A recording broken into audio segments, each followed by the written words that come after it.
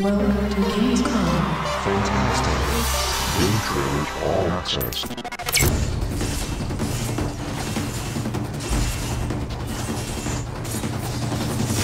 Capcom came to us and asked us to basically give a fresh look at DmC.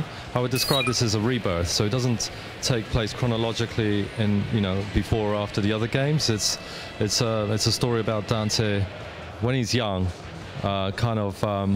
it feels maybe a bit more urban, kind of more contemporary, I think, than fantasy. But I think it retains all of the hallmarks that make DmC what it is. Today we've been showing mainly combat, because I think actually the most important aspect of DmC is the fun chaining of combos and the combat system and how that feels. So we've been working a lot with Capcom Japan on that.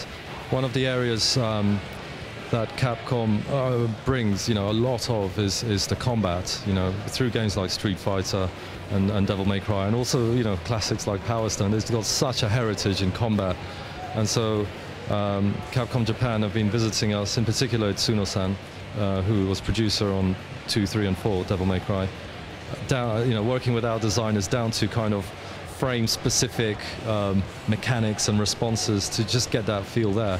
So if we do our jobs right, it's their combat expertise and our kind of storytelling. We should be able to come up with something that's worthy of the franchise. But there are other aspects to the game that we've only hinted of. For example, he's got different forms. He's got an angel form that has different weapons that you can toggle between, a devil form, a demon form rather, and a human form, and you can swap between them on the fly and chain a lot of aerial-based combos, so a lot of the action can take place, depending on your skill, off the ground. I guess you could equate it back to like the different styles, like Gunslinger, etc., in previous Devil May Cries.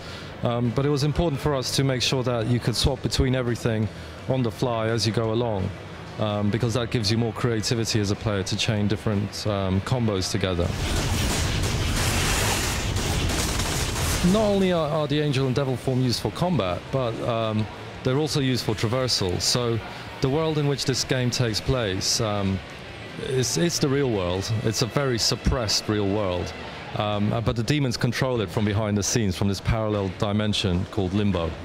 And when they spot Dante, they're out together. When they spot him, they pull him into this parallel world. And this world is it's alive. It spawns enemies like a body would spawn white blood cells to kill a foreign invader. It tries to crush and destroy him.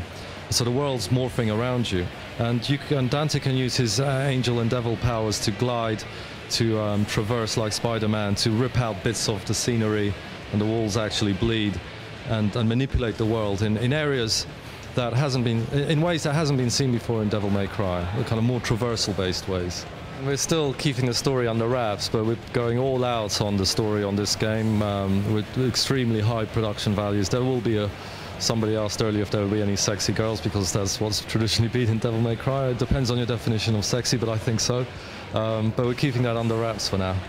We're approaching the world and the story building in a similarly kind of cinematic way, with a strong emphasis on characters. We're shooting this one we shot it out in LA at Giant Studios, who just shot Avatar and Tintin, so it's the same crew and setup. So we take the kind of the story and the world very seriously. But this one's been particularly challenging because the world's not static. It moves around and shifts around Dante and changes based on what you do. So that's a new challenge that we're taking on that we've not attempted before. In music terms, as you're playing, depending on your ranking, different aspects of the music start kicking. So, like for example, you might start off just with the bass line, and then the drums, and then the kick in, and then if you go into the higher ranking levels, then the chorus and the vocals kick in, and it really helps to kind of make you feel like you're progressing in combat and getting better and better, and kind of tries to get you into that zone where you're kind of seamlessly swapping between enemies fluidly in the air. So when it works really well. When people first saw DmC 1 year ago, a lot were very outspoken about Dante's new look, the new attitude of the game. Were you taken aback by this kind of response, or has that only strengthened your resolve Yeah, I'd be lying if I said I wasn't taken aback by the sheer force of some of the fan reaction. Not everyone, but there's a reason for the way things are. I mean, this is a rebirth, a new perspective. There is a reason why Dante has black hair in this one, and why, you know, we do kind of, the story does go into that. But it hasn't changed our resolve in what we're doing. You know, Capcom didn't come to us to do a straight up sequel. They came to us for a new perspective. And there's a reasoning behind the perceived madness. And I actually think, rather than focusing on the small details, as we reveal more, like the hair color, you know, as we reveal more about the depth of the combat, more about the world changing, more about the story that drives it, I think it should all fit together and make sense. So bit by bit, we hope to, you know, turn around some of those negative perceptions. And because I think at the end of the day, it's the game that will speak for itself, the game and the overall experience. You should really get your chance to play it and then see how it feels and fits in. I think it's a little premature to completely discount it based on concept art or imagery or screenshots. It's too early for that.